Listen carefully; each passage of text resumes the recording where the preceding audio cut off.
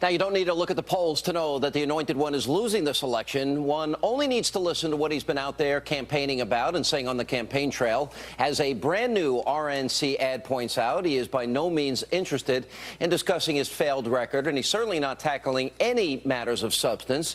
Now, instead of talking about how to put Americans back to work, he is harping on issues like Big Bird, binders, and, of course, bayonets. Take a look.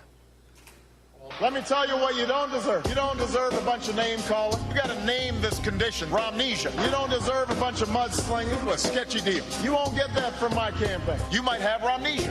Thank goodness somebody's finally cracking down on Big Bird. Big Bird, Big Bird. Elmo's made a run for the border. You might have a case of Romnesia. Well, Governor, we also have fewer horses and bayonets. If you don't have a record to run on, you make a big election about small things. It's a bunch of binders. Big Bird. Bayonets, a game of battleship. Obama is acting like the guy who's behind in this debate. Obama was slashing, was personal, was cutting. At times sounding almost dismissive. Seriously, this is all the Obama people have, the binders. Elmo's got to watch out. This is an act of desperation. Every single question, he felt like he couldn't just answer the question. He had to attack his rival. Attacking me is not an agenda.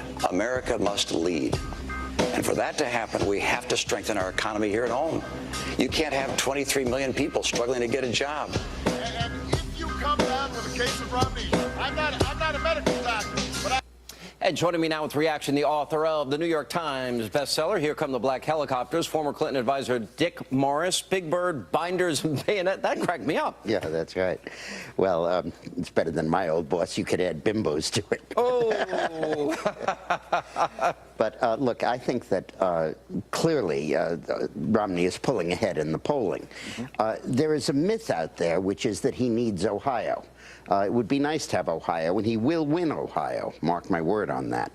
It's now 48-48. That means he's ahead 52-48. The undecided goes against the incumbent. But Pennsylvania can be the new Ohio.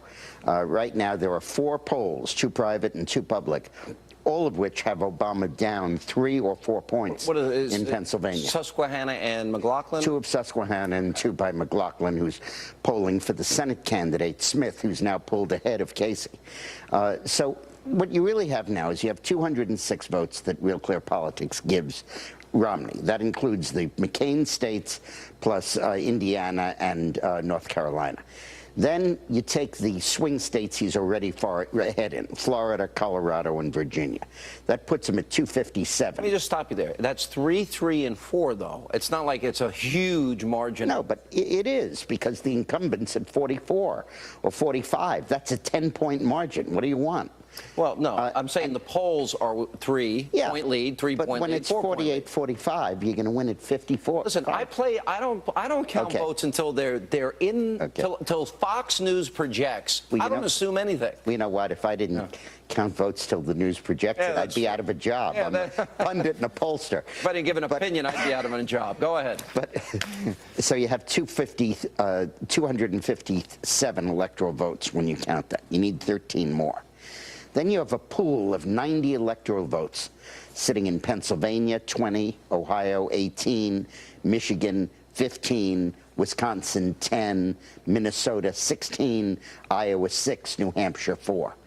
And Romney will win. I believe he'll win all of those states. You don't win by 5 points. Minnesota. You think he's going to win Minnesota and Michigan? Michigan, I do. Minnesota's problematic. Michigan, I did a poll this past weekend, and it's 45-44 Romney. I mean, Obama ahead. But 45 for the president in Michigan. So, and then the other element, bear in mind, is he can't come back in this 2 weeks because all they're talking about is Libya. And he's broken the first rule of scandal defense, which is get everything out there. What if there's a wag the dog? Well, some people suggest that might happen. There's always a chance of that, and I'm worried about the leak that came from that former CIA agent who infiltrated the Revolutionary Guards, Reva Khalil, who says that there's a deal already for a moratorium on uranium enrichment. The way to stop the October surprise from happening is to talk about it at the top of our lungs. All right, let me go to another ad that came out, Clint Eastwood, and this is by American Crossroads. This is going to run in 7 states, the biggest buy they've had up to this point, over $14 million. Roll the tape. Make my day. Yeah. In the last few years, America's been knocked down. 23 million people can't find full-time work. and we borrow $4 billion every single day, much of it from China. When someone doesn't get the job done, you got to hold them accountable. Obama's second term would be a rerun of the first, and our country just couldn't survive that. We need someone who could turn it around fast, and that man is Mitt Romney. There's not much time left, and the future of our country is at stake.